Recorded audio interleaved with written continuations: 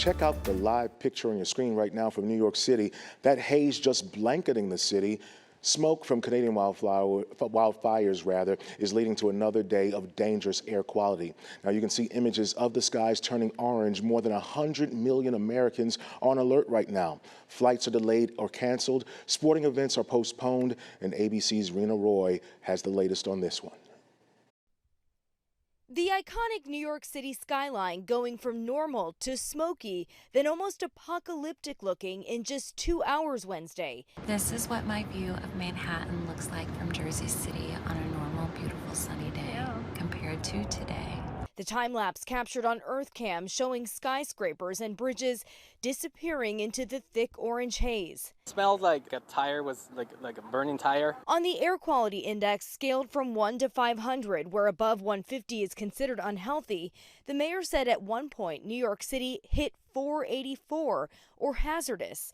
Shanghai, China was around 125. Very, very scary just walking down the street and feeling like I'm going to have an asthma attack. And now the FAA issuing a pause in flights from the Northeast, Ohio, and Mid-Atlantic bound for LaGuardia Airport due to low visibility. Dangerous air quality advisories in effect for more than 100 million Americans in at least 20 states from St. Louis to Boston. I've been coughing a lot. Washington, D.C. issuing a code purple air quality alert, one level below the most severe air quality warning. The National Zoo shut down. Some outdoor activities for children canceled. Experts urging everyone to stay inside or wear a high-quality mask when going out. All of this from extreme wildfires in Canada, where thousands have been evacuated from their homes. A box of masks that I had to take out, and it's these KN95s, N95s that are really helpful, that are going to filter out some of those smoke particles. If you don't have air conditioning and you're using, isolated fans, put them all on, because just circulating air, when you talk to aerosol scientists, that will help as well.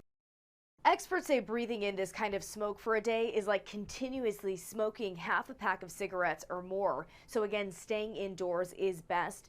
Things are expected to improve by Friday and over the weekend, when the winds will likely switch and blow smoke away from the U.S. Rena Roy, ABC News, New York. Well, the wildfire pollution in Canada and Northeast U.S. is affecting the health of so many people right now. I'm joined by our medical expert, Dr. David Winter from Baylor Scott & White Health, to discuss the hazards of air pollution and how it can impact our health. Good morning, Dr. Winter. How are you feeling? Good morning. I'm fine. Anxious to talk about this, though. It's a big problem right now, Damon. It sure is. You know, Dr. Winter, how bad is the air pollution in that part of our hemisphere right now? Yeah, it's really bad. If you don't have to travel up there, don't go right now. But I'll tell you, our bodies are designed to filter out these particles. The nose hairs can help filter them out. I've got a model of the back of the nose. There are these folds here called turbinates. Those can trap particles. The problem is smoke and soot have really tiny particles, allows them to bypass that. With this model here, go down the windpipe, get into the lungs and down to the very base of the lungs where they trap the alveoli. That's where oxygen is absorbed and goes into the circulation. With the blockage there, you can't do that very well. So this is a serious problem for a lot of people right now. Yeah, you know, we've been hearing so many stories, Dr. Winter. So who are most vulnerable to the effects of air pollution? Yeah, the very, very young, because they have smaller airways, you can get plugged more easily. The very old, because their chest muscles are not as strong. Our muscles actually pull the lungs out, help us breathe. So with weaker muscles, you can't breathe as well. Of course, asthmatics, folks with chronic lung disease, heart conditions, all those folks are particularly vulnerable to pollution such as we're seeing up there in the Northeast.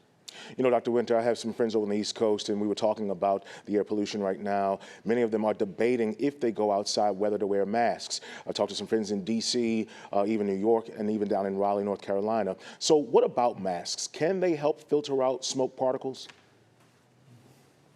Yeah, they can, Damon, but the old cloth masks, these don't work very well at all with the smoke particles. Now, surgical masks help a little bit, but the best are the K95, the N95 masks. These work very well, particularly if you put them very tightly up around your face, make sure there's no leakage around the sides. Of course, the best thing to do, we're never out with pollution like that, is just stay indoors. I guess that makes sense. So stay inside when the air outside is bad. Should our viewers find themselves in air that is heavily polluted, what do you recommend that they do? Well, in addition to staying indoors, if your air conditioner is pulling air from the outside, make sure your filters are clean. The HEPA filters, HEPA, those are the best ones that work indoors. Keeping fans circulating, you just heard that can make a difference. And here's an important thing for you people that are trying to be healthy: do not exercise outdoors when there's pollution out there. You just bring more particles in there. Exercise indoors or put it off for a while, because those particles get down in the lungs and they can actually cause some damage. Dr. Winter, always appreciate your advice and perspective. Thanks so much for joining us today. We appreciate you. Thank you, Damon.